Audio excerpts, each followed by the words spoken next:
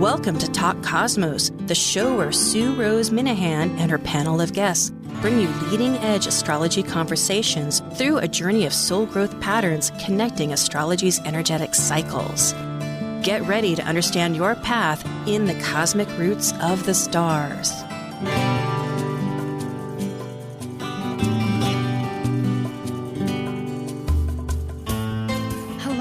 I'm Sue Rose Minahan, host of Talk Cosmos, leading edge conversations, awakening your authentic self for soul growth. And tonight is November 21st, 2021. And we have special guests, two authors who really bridge the East and the West of astrology in a wonderful book that's soon to be published December 8th on Amazon. Llewellyn Publishers is publishing it. Of course, you could probably publish. Anyway, it's called, wherever you order it, Astrology by Moonlight. And isn't that apropos? Today is the eclipse. Well, it's not today is the eclipse, but let's say because we're meeting with East and West, we're actually recording this on the eclipse. Thank you. I didn't quite mean to say all that, but I have, haven't I? And so, yes, it is appropriate. It is all about the moon, our best neighbor, and yet what do we know about it? For those that know nothing, this is a perfect book. It's very explanatory, as I understand, but also for those that know a lot about the moon, because some of us are rather obsessed about the moon. We see it every night. If we have a good sky, changes in its phases, there's still big takeaways. So the two authors that I have the privilege tonight to be with is Tara All of California, USA, and also Ashwin Subramanian of India, which is on another day, 13 and a half hours away from Pacific time. So this book is that context of the lunation cycle and how it applies beyond the sun and the moon to all the planets. That's modern and traditional. And I'll explain why, because they bridge both the astrologies that have been with us since the beginning of time. Well, our time anyway, and way back before. And it's about cycles and phases. So let me tell you about Tara All. Tara All is an evolutionary astrologer, a writer, artist, and tarot reader, the author of Astrology by Moonlight, and co-author of Natural Astrology, Houses, Signs, Planets. And she has an archetypal approach that's experiential, and takes the technique of planets on the first. And she created a series of YouTube videos called We Are the Planets. I really find that so appropriate and wonderful. Tara teaches and speaks in conferences. She has quite a wonderful resume. NORWAC, UAC, ESOR, Kepler College, and has publications, articles, thank you, in Mountain Astrologer. And she's a past member, in fact, of the Talk Cosmos monthly panel Planet Buzz, which I was so grateful for. She helped initiate our YouTube in December 2020 and has departed for many of her obligations as of June. She's currently the resident astrologer and lead writer for Sage Goddess and serves on the ESOR Board of Marketing Director, which is one of our great organizations in astrology. So thank you, Tara. It's a pleasure to return with you. And co-author Ashwin Subramanian is an author of Fidaria and Astrology by Moonlight. He is the founder and publisher of the online astrological magazine called Celestial Vibes. He has a foundation in Vedic astrology and a keen interest in Hellenistic medieval astrology. And so his practice blends the three of these traditional forms of astrology. Bridges quite a wonderful development that we're learning constantly on for modern astrology. In addition to being an astrologer, he has a double master's degree in finance and labor management, and works in an investment bank and interested in global economy and finance, which is certainly the name of the, how can I say, it's a sign of the times right now. It's impacting all of us. Thank you. And Ashwin enjoys playing South Indian classical music on his electric guitar. That's sort of a bridge between modern and the ancients too. And your philosophy is just like mine. I love live and let live. If I had to choose one thing, I'd say that. I really answer to it. And you can find both Tara and Ashwin on the website for Talk Cosmos, because they have websites. Tara's her names, and Ashwin's is the averdic.com. So thank you and hello. I'm so glad to have this maiden voyage, for me anyway, with your upcoming book, the Astrology by Moonlight. Yeah. I have a question. How did you come up with the idea for this book? Please. I think it's a very, it brings a lot of nostalgia, but I think it was a divine call where we have to go back at least to 2018, and probably even before, where I found Tara's work in our mutual friend Smiljana Gavrankic's wonderful Infinity Astrology magazine. I think Tara had written some articles on tarot. Even though I don't do tarot, I just tend to read everything that kind of comes by my way. So I think it took almost 9 months to 10 months, probably even a year, for me to kind of reach out to Tara and talk about a little bit of astrology and exchange thoughts, that like what we are doing with each other's astrology. And I think I don't even remember how we ended up writing that Mercury and the Moon article. I think it was a very casual discussion, which ultimately ended up into an article. I think it's good to kind of mention it here. We kind of wrote the article and we pitched it to the TMA, the Mountain Astrologer. But with all due respect, I think they've been doing great work in terms of promoting astrological articles of exceptional quality over the past 30-35 years. But still, I think they did not want to go ahead with the article or probably with the theme for reasons unknown. But still, I think we are extremely glad, and it's a great thing that they rejected it, because it ultimately turned into a book, which we never expected when we actually started writing the article. The first one was Mercury and the Moon. And since then, and I think all this came after our meeting in India. I think Tara and I met in 2019 in an astrological conference in India. Right. So so I think Tara will give her version of whatever I think she so, well, yeah. No, I mean, it's true. I don't remember all the specifics either, but we originally did a podcast together on your channel, and it was about evolutionary astrology. And so in that process, we started talking about the moon and about astrology, and you were talking about how in Vedic astrology, the moon is mind. And then we just started really getting into Mercury and the moon. And at some point, we just decided to turn it into an article. And the cool thing about this was, it's true. Frank Clifford was kind of the go-between. He was going to, help us get it into the Mountain Astrologer, and we were all excited about it. And it was Ashwin who, this was about the time that we were both going to speak at that conference in India. And so we both knew there were other publications we could get that article in. But that's when Ashwin recognized, he's like, I think this could just be a chapter. And we should back up a little bit, because this book does have a lot of basics, meaning it's got information on each of the planets really in depth. It has information on the solilunar phases.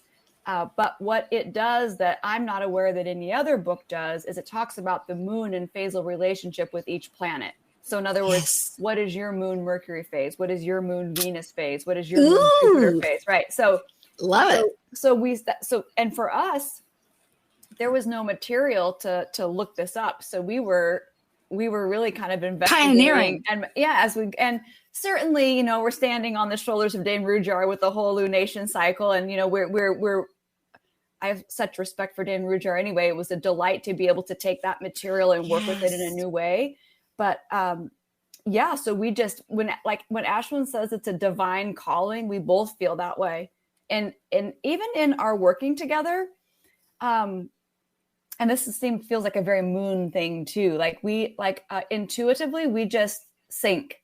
So even through all this process, I mean, we had some meetings, but we actually didn't have to talk that much stuff out. We just sort of naturally did it. Don't you say, Ashwin? It was interesting. We just really just kind of came out. Well, that's a beautiful thing about language. And I'm thinking astrology is that language. Yes. Yeah. So that regardless of how, and the problem with astrology is we try to interpret it. So actually you could say it was a three-way street. It was like English and, Indian speak your language going into this other essence. So beautiful. And we call it, Ashwin's very good to say this too, that he says it all meets in the heart.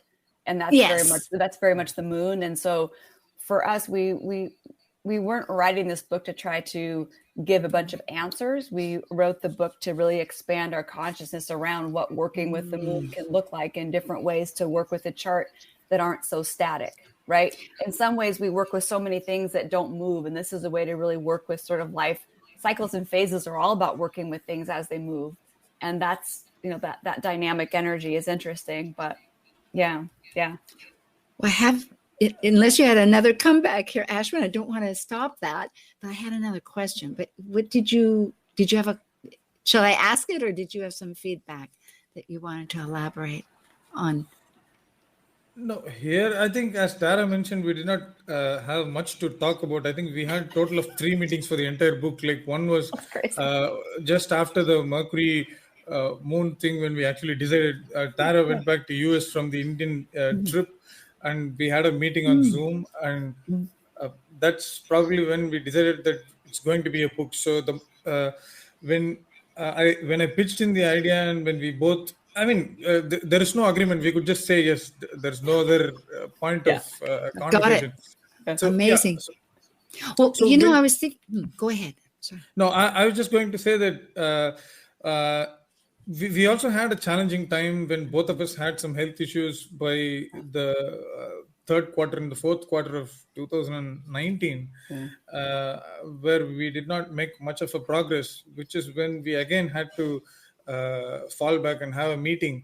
And since then, we never stopped.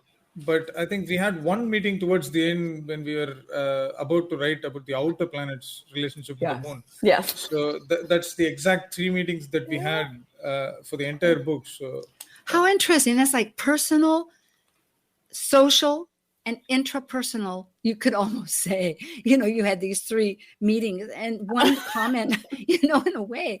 And I was thinking too, though, that the TMA, the Mountain Astrologer, Tem passed somewhere around 2018. So they were going through. I bet now with Ray Sapp as the publisher, she would be delighted to have anything of this nature. But we mean it. We mean it when we say, like, we're delighted they didn't publish it. So it's like and that makes me feel like that's like the moon. The moon, as we know, waxes all month until it wanes, and then it eclipses, such as on the 18th, 19th of November this month, or on the 4th of December coming up.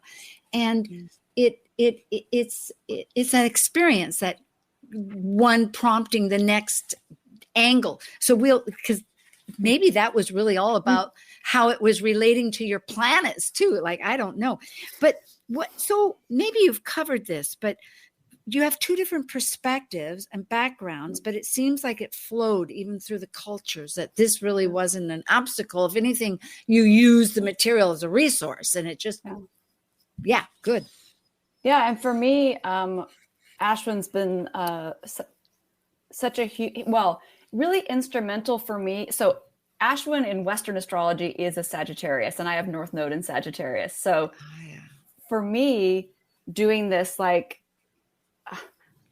by culture, East-West meets thing, and even me going to India, right, spending time in that space has been such a growth for me. And so even the ways that I looked at astrology, evolutionary astrology, just in our conversations, which weren't always in person, but even in our back and forth chatting, just hearing him say things, different words, different ways, and me having to sort of rethink language in the process gave me a new appreciation and understanding of stuff I thought that I had, understood. So, And that, I mean, what a nice example of that 9th house Sagittarian energy, right? That experience of something unknown that brings you back home to what you thought you knew. You know, it's I feel in some ways this book for me brought me closer to myself, and that came from getting out of myself. And so that's and that feels like a moon kind of thing too, you know, moon and home, and you know, finding that where we belong, and that it's not necessarily where we thought it was or how we thought it looked.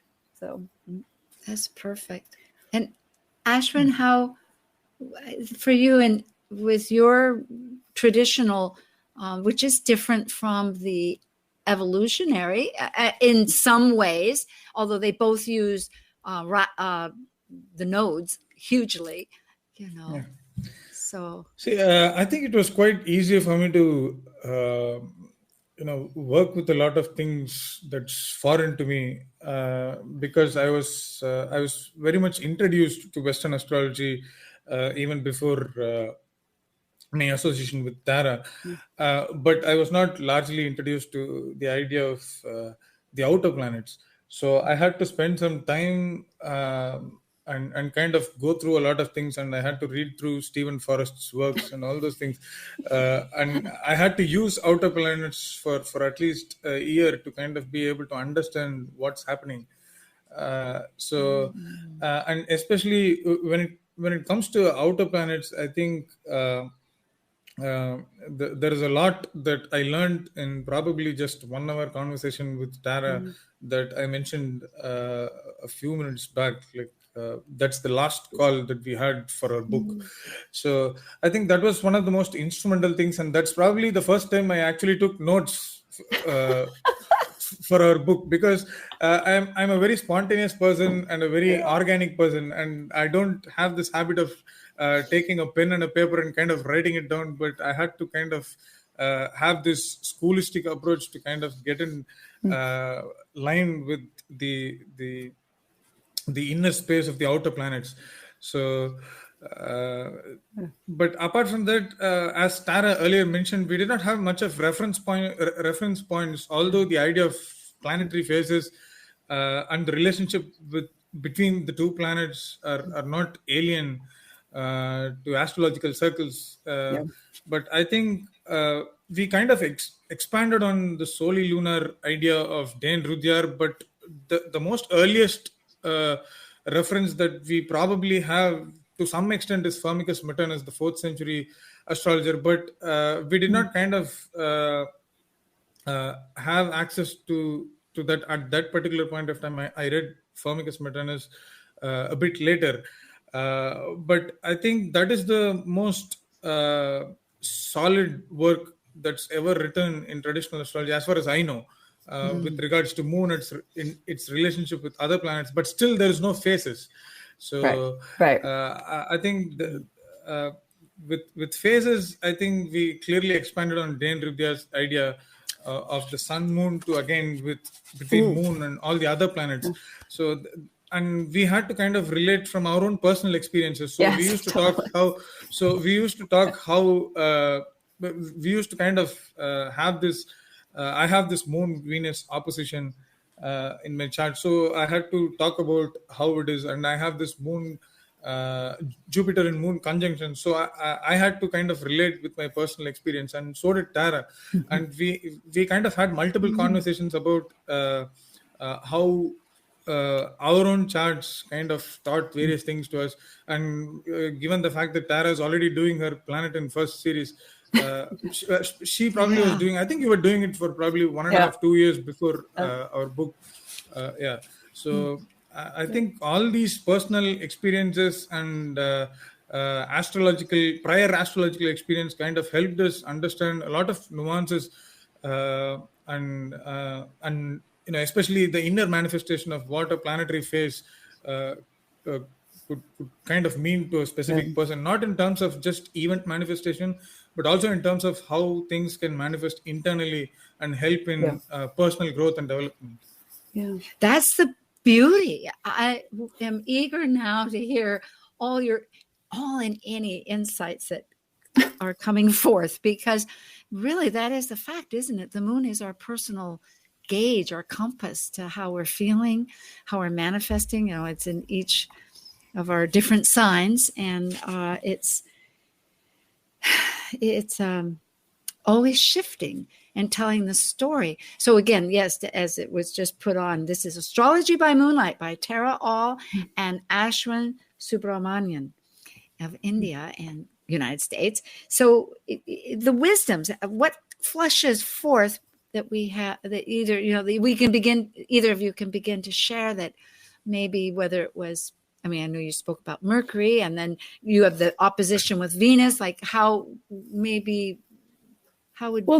Well, one of the things that when we were thinking about this, the book is kind of from the point of view of the moon, right? And which we like because, well, I like especially because in evolutionary astrology, the moon really does link with the ego, the sense of separate self, not the moon by itself, but it's a big piece of it, right? And so the moon, and so you started talking about this moon being the most personal part of ourselves, how we react, our habits, our rhythms, what makes us comfortable. I always think about the moon as kind of our little okay meter. Like in every moment of my life when I'm deciding, am I okay or am I not okay? That's a big part is my moon that's making that decision moment to moment. And it's subconscious most of the time, right? But there's this piece. And so when we were thinking about, the moon inside of us, we were thinking about how does it bridge with the other parts of us? So each chapter in this book is set up basically like the moon and Mercury is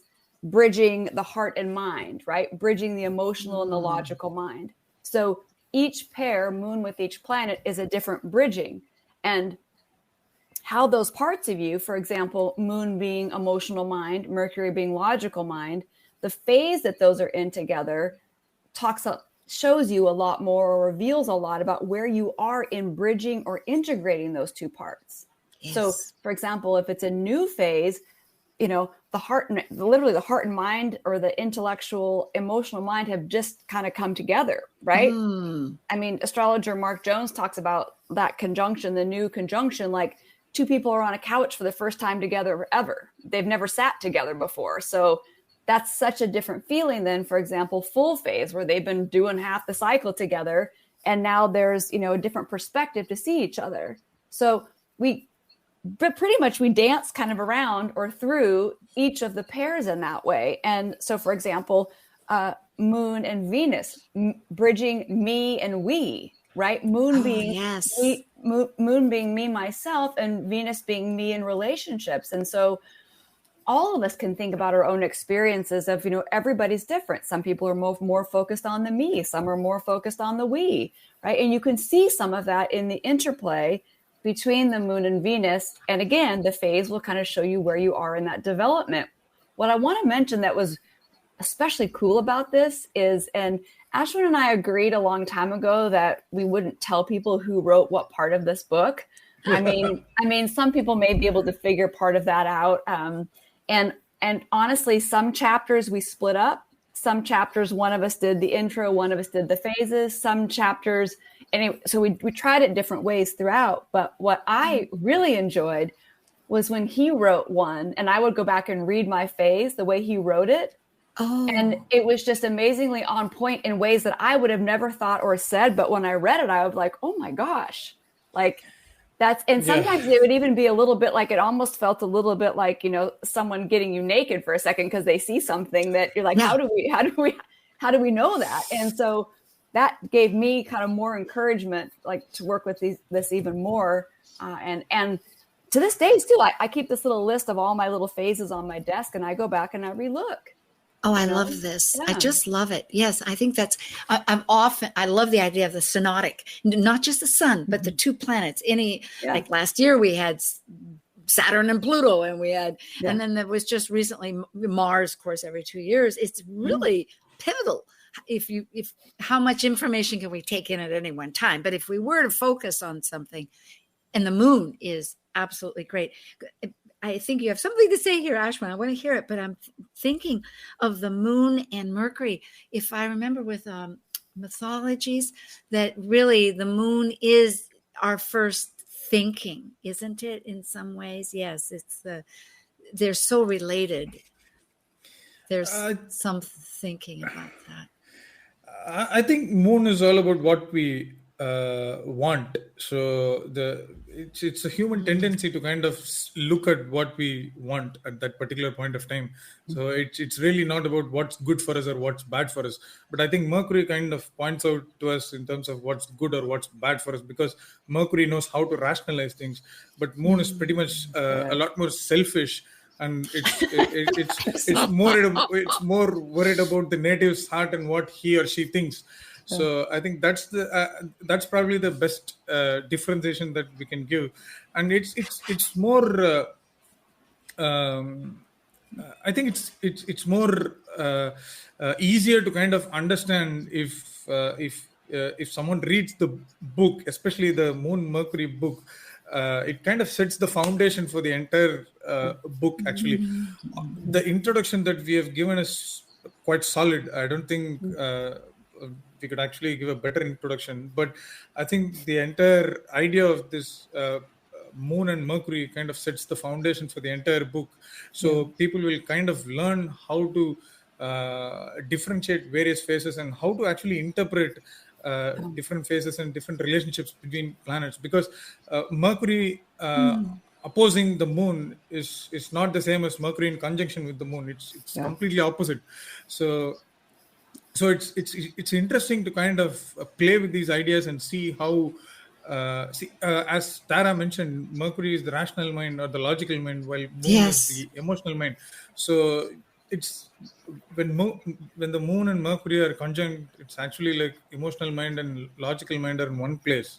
But when they're actually opposing, so it's entirely different. There's a battle between the emotional mind and the logical mind. So the point of this book is to kind of the goal of this book is to point out that this is entirely different and how we kind of look at it, rather than it's not like we point out like this is how it should be, but I think we just share our experience in terms of saying that this is one of those ways we can look at it. I think we are probably giving a new dimension to things that's largely less explored. Let's not say unexplored. Which is less explored. In the moon, and I know we have to go to break soon, but in the moon, it's not just emotion; it's also mystery, and it does hold our memories. In evolutionary astrology, some people say that between lifetimes we go back to the moon. It's almost like this memory bank of our experiences, and so exploring this mystery, even if we can't put full explanations to things, I don't know, it made me feel like I knew parts about myself more than I did before, or at least I'd explored. I am so inspired. I thought we are going to take a little break here in a moment, but I am so inspired to get the book, and I thought I ordered it, and then I realized, well, it's not published yet. That's why I don't have it. Okay. I'm sure I did order it, and I'm going to double check, because really what you're beginning, everything has a blueprint.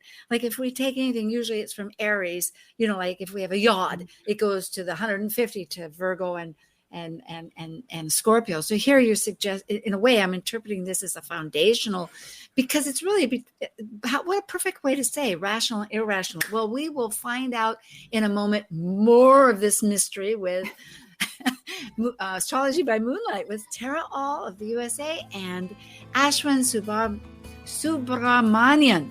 I think I said that right, in India. Thank you, everybody. We'll be right back.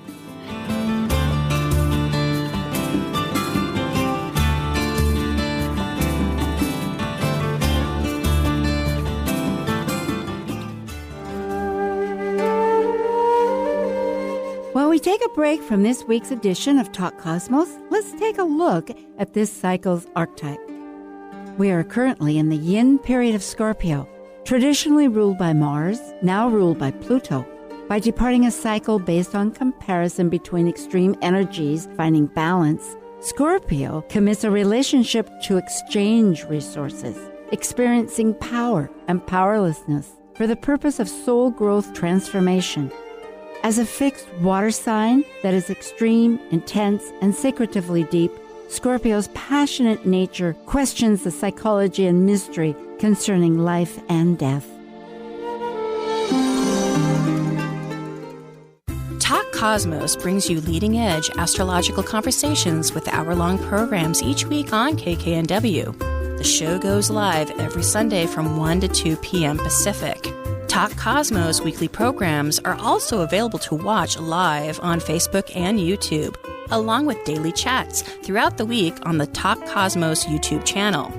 While you're there, make sure you click like and subscribe buttons so you can get the full Talk Cosmos experience. Or, if you'd rather listen to the show archives with audio only, the entire podcast collection since 2018 is available on most podcast carriers. So, grab your coffee, tea, or kombucha and enjoy the show. Hi, this is Justin Elzy, and I'm an archetypal and transpersonal astrologer. And you're listening to Talk Cosmos on Alternative Talk, 11:50 a.m., where we discuss planetary orbital cycles and their meaningful influence on our experiences in our lives. Going against the grain has never been this much fun. Alternative Talk, 1150. Wonderful, wonderful. We're back again, and this is about the book coming up December 8th. I think I'll have you just briefly say, but it is Astrology by Moonlight, and you're both co-authors, and it'll be December 8th, just in time for the holidays. And if anybody has time out, they can read it, maybe. I mean, immediately I get a book, and it's like, oh boy, I have to start it, and so it's on Amazon and all the publishers, I would imagine. And yeah, it's through Llewellyn, so you can buy it everywhere books are sold. So it's Yeah, and it's Llewellyn already all over the internet. So yeah, it's all over. Oh, good. Because Llewellyn also publishes. Every year I get their wonderful. If I can grab it fast enough and everything, but they're great. I don't think this was this year's book, but their calendar. I mean, I love it. The daily planner. I couldn't live without it. So Llewellyn, and that's it's great. Well, exciting. So planets. I read that you also do Pluto. Maybe you want to explain about the moon and Mars and moon and Pluto. I mean, I know they both. Want to talk about? We can mention. We can talk about. So Mars, or anything you want. Yes, Mars is bridging reaction and action, because the moon is very reactionary in nature, and Mars is about taking action. And so in the book, we explore kind of some of the subtle differences and actually how the moon, Ashwin, you should describe how you talk about like how the moon kind of lights the stove or whatever that gets Mars going, which is such a good way to look at it. I think, there are so many ways in terms of how we can explain or describe the relationship between two planets. But as she said, moon is reactive in nature, and Mars kind of is all about action. So another thing that we should not forget is moon is emotional security, while Mars kind of deals with physical security. So it's so when two people are together. So when two people are in a relationship, and if one person is moon and the other person is Mars, so one person is reactive and the other person kind of waits on and he kind of acts to whatever moon says. So the moon kind of ignites the fire in terms of reacting, and Mars takes over and it kind of acts. So it's difficult to kind of associate one particular planet with one particular human attribute or character or tendency, because each planet can be described as egotistic. Moon has one particular ego and Mars has a specific ego. So I think it's kind of difficult to kind of put a planet inside a bottle and just call that it is just this. I think each planet, if I have Mars in the 5th house, I kind of express my creativity in a more flamboyant manner than that's me. I have Mars in the 5th house. That is pretty flamboyant. So I'm kind of a bit subdued. So that's the truth. So I'm a little bit subdued in terms of how I express and how I go about things. Yeah. So Tara is more flamboyant, and so there you are. So you already have a live example of what we are talking in the book. So yeah. I like this because I grew up with a gas stove and you had to light the pilot, right? Yeah. And then you bake the food. Yeah. And so I always think of the moon. See, I don't know if I always do, but I think of one's water and fire, those, in their natural sense. And it is, yeah. So it can create steam or it can put it out. And so I like this idea of initiating something that, again, you may initiate a torrent of water that puts you out, but it could also be steam that replenishes the skin. It's And we think with the moon, like the moon really does want what it wants, and that's powerful. And Mars in us is quick to pick up on what we want. Mars is already linked with authentic desire. So part of that lighting the stove doesn't have to be fire that lights it, right? Even that emotional desire or whatever to have something is strong. And something else, the other words we talk about with Moon and Mars is belonging versus breaking out. Because, right, the moon, it likes to stay where it's comfortable. It likes to stay home, whether it's a physical home or just where it's comfortable in life, right? And Mars is the impulse to break out.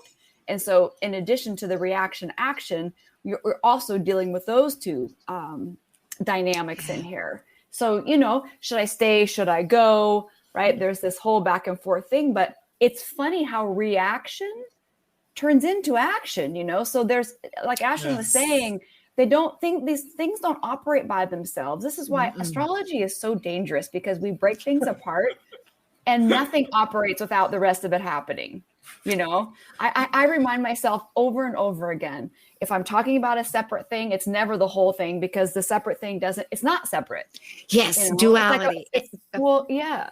And pardon me for jumping with pluralism. That's the word, pluralism. I was just having somebody was asking, like, postmodern astrology, it's pluralism, where it's ever changing. And I think of what little I do know of Kabbalah. I did some talks with it, and about the Aries and the letters Aries and Taurus, and it became so evident just what you're saying, that the direction of Aries receives whatever it's bringing, which is immediate. I mean, it's this almost like kinesiology. It's immediate.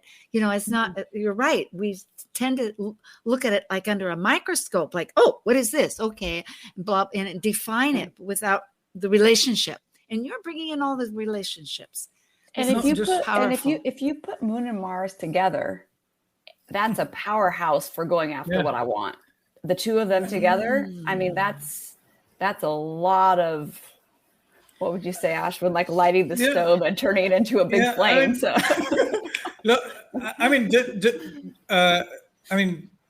Make no mistake, we can actually put something inside a bottle and just say that something is very objective, but still I think there are different scenarios under which we would do it. Just to kind of elaborate on what Tara said, I think she kind of ignited the fire in me now. So it's like, a father, let's imagine a father who has a daughter. So the moon side of him would give all the security and care that his daughter needs.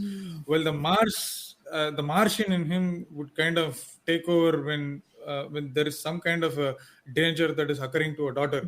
So, and the manifestation would kind of take place in such a way based upon the facial relationship of that particular father in his natal chart, or whatever his transits are prescribing. So it's just to kind of give a context. So so Ashwin, would you say, like, so for example, if the moon has more leverage in that relationship, then it's more emotional.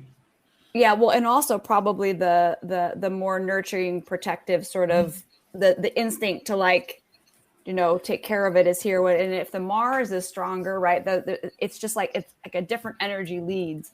We talk about, Ashwin, you mentioned, so for example, when the moon is close to Mars in the waxing part, the slower moving planet, in this case Mars, has kind of a lot of power, right? The moon is like under the influence of that planet, and until it moves away a little bit more, it doesn't have much perspective or as much agency on its own. So this is one way you can think about it with all of these relationships, right? It's like, for example, if for me, my moon Mercury phase is crescent. So my moon is my moon, like my mind, Mercury has a big hold on that energy. And I mean, and if you know anything about me, and not the fact that I just have South Node and Gemini on top of it, but it's very, very true, right? For me, sometimes there's actually a struggle for me to let my moon kind of do its own thing. And then I'm born with a Moon-Mars conjunction, which shows you even more my intention to power up that moon. You see? Sure. So when you start to look at these things in the context of a chart, you start to kind of see, oh, okay, in the conversation between the two planets inside myself, who has more charge? Yeah. And so, Ashwin, in your example, like with that father, is it Moon or is it Mars? And that's going to have a lot to do with what the actions or the behavior or what we see on the outside, or what that person feels on the inside, what that would look like. I mean, it's action. I mean, as you pointed out, reaction and action. So defense mechanism is also a part of action. So based upon so for example, a father has to protect his daughter. He has to shield. So the action is actually defense mechanism. So it could be counterattack, or it could be just kind of putting a shield and just waiting for the right time. And whether or not the father kind of breaks out or puts a shield depends upon his nature. I think that's what you're trying to say in terms of which planet has more hold in terms of what's happening. Yeah. And so so this is just, when you think about it within yourself, it just gives you a whole different, I guess, conversation to think about, instead of just, I have a moon in Leo, right? Yes. I mean, there's so much it's more incremental. Incremental to the whole thing. Yeah, I'm thinking so often the big picture just doesn't delineate the subtitles or the nuances that are really important. They're not one size fit all. I mean, there's a basic arena. It's like any person in a city or a country or family. No, I really love this, and I'm thinking, because of really what people are getting out of it is just that, is to see. But you can tell me what they're getting out of it. But I'm also fascinated with some of the outer planets, like what you did come up with, whether it was Neptune or Pluto. Well, we did all. I mean, so I mean, they're all in there for Mercury out to Pluto, right? With the moon, and I don't know that we have time to do all of them, but we can. It's okay. Let's just jump the sizzle, forward. Not the steak. Right, as they say in sales. Let's just go straight for Pluto, because that's the wrap up. And Pluto was a fun one to work with, because Ashwin and his Indian and more traditional approach, like Pluto really isn't a player in that game. And so we did make sure that we both were part of writing that chapter, because we did not want the evolutionary astrologer writing the entire thing on Pluto. So that gave a whole new look at it. But here's the thing. So Moon Pluto is bridging the ego and soul. And so that really, and also consciousness and unconsciousness, right? So that piece is in there as well. So, that's a deep dive in there, versus the part of me that, is, we think about in the moon as the part of us, we talked about it being reactive. It's the part of us really that kind of gets tossed around in life, right? Things happen and we react and we bounce and we, oh my gosh, and I don't like that, and I do like this, whatever. And Pluto is, the deeper dive. It's a more steady current. It's what's at least in the evolutionary astrology way, it's the soul's deepest desire, deepest intention for growth. And that operates at a level different than just how I'm reacting to my moment, which is so much of, part of what the moon's experience is. Mm-hmm. So if you kind of want to know how your ego and soul, where they're at in sort of negotiating their bridging and how they work together, looking at that phase gives you a lot of information about that. Yeah. I'll interject. I was going to wait there, Ashwin. I'm thinking that it's changing the story, isn't it? Because the moon has our story that we verbalize with our. Maybe that's really a big part of this, but by looking, just for instance, what you're sharing with Pluto, it expands rather than just one, just like the book, rather than one article, it's the whole phases. It's this whole dimension of how to see our story differently because of how, we're perceiving it. Well, and some of us, like when it comes to ego and soul, some of us, are needing to have more of an experience of our separate selves. That's, there's nothing wrong with that. We tend to like kind of demonize ego in our spiritual communities these days. And we wouldn't even have a separate self if, without an ego, there would be no separate self. But you can kind of see in that process whether, if the orientation is towards really kind of trying to come into that separate self, or if it's more of kind of a winding it down and almost like, truly merging it into the more of the soul sense of self. And there's not one that's good or bad or better or worse or more evolved or less evolved. It's just literally where you are in a cycle. And sometimes we think about beginnings of things as being like, somehow that's like less experience. But the truth is something else has just ended. So it's completely cyclical. Like it's not, new phase does not mean that person is, a less experienced soul or whatever. Yeah. It's just simply at that moment in time. So, yeah. I mean, it's more of a lifelong learning experience in terms of, it's difficult to balance consciousness and unconsciousness. I mean, we are talking about two higher realms of spiritual or human experience. So I think it's going to be a lifelong journey in terms of how we interpret and analyze, even for astrologers, not just for normal people, to kind of bridge this gap between consciousness and unconsciousness. And by the time we do it, we'll probably be dead. So it's going to be a perennial journey. And probably if you believe life after death, I think it's probably never ending. So yes, if you look at various Indian ideologies of karma, reincarnation, and same goes with evolutionary tradition as well. So this particular thing is never ending. The ego and soul. So soul is omnipresent. So ego is present as long as this human physical presence is existing. So. Well, and it's this constant dance of, I want to separate and do my own thing, and I want to return back to, where I come from. So, that's it. But where we're at in the dance looks really different for different people, right?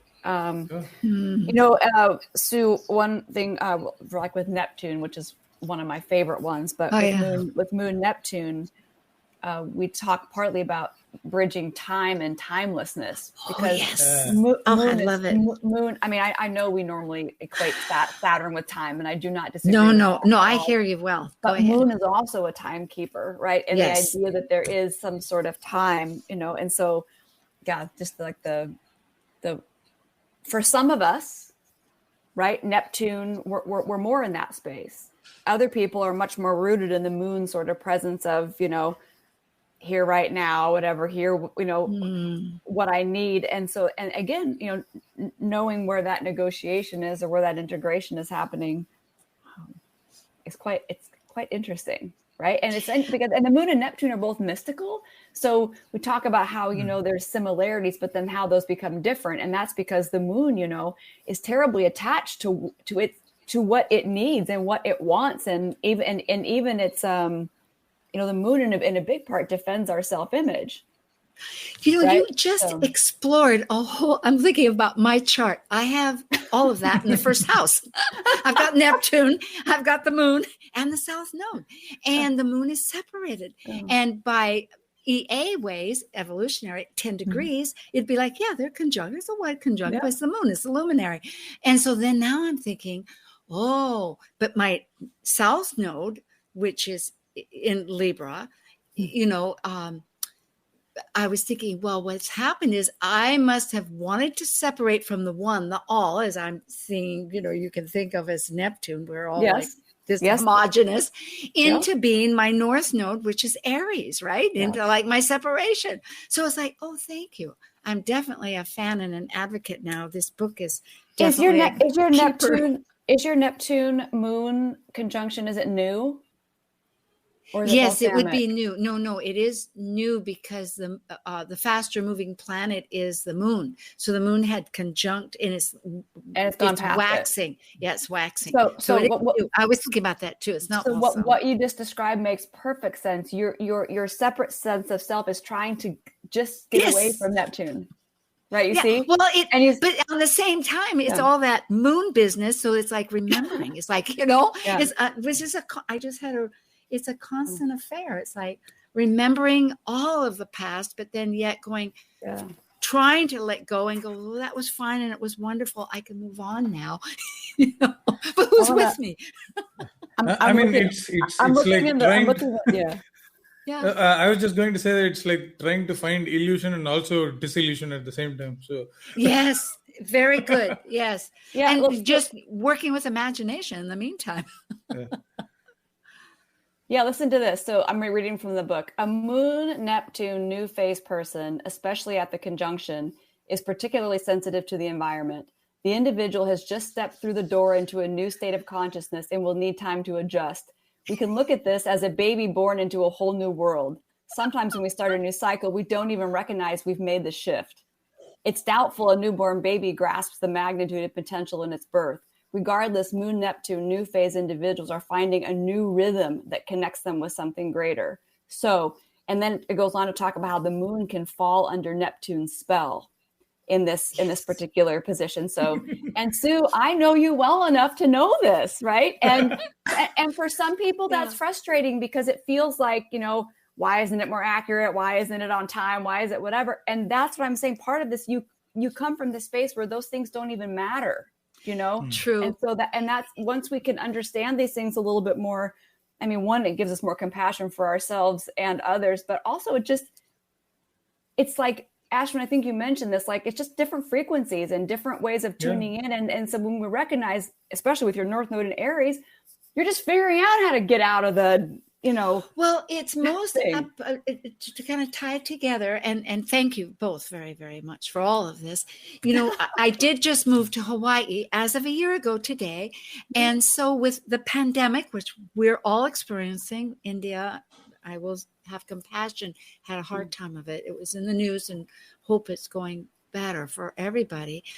So in other words, all of our life has been eclipsed, you could say, and we're rebirthing. So for me, in a sense, and you had aptly said, Tara, during one of our Planet Buzz that, gee, Sue, you actually moved here. You have Neptune and you moved in the middle of the ocean. But the point is I'm reconnecting with that baby's sense of where am I in the world that we are in today. Yeah. So, and this book I can see is really food for thought. Well, it's the moon, right? It's food for thought.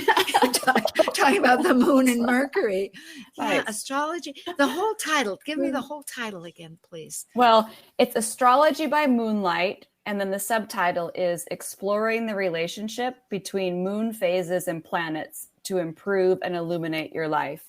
This is an uncorrected version, but this is what the book nice looks like. Yeah. Oh boy, it's going to come. It'll be my Christmas gift. I know I'm ordering it. So Amazon and over here we get the Prime.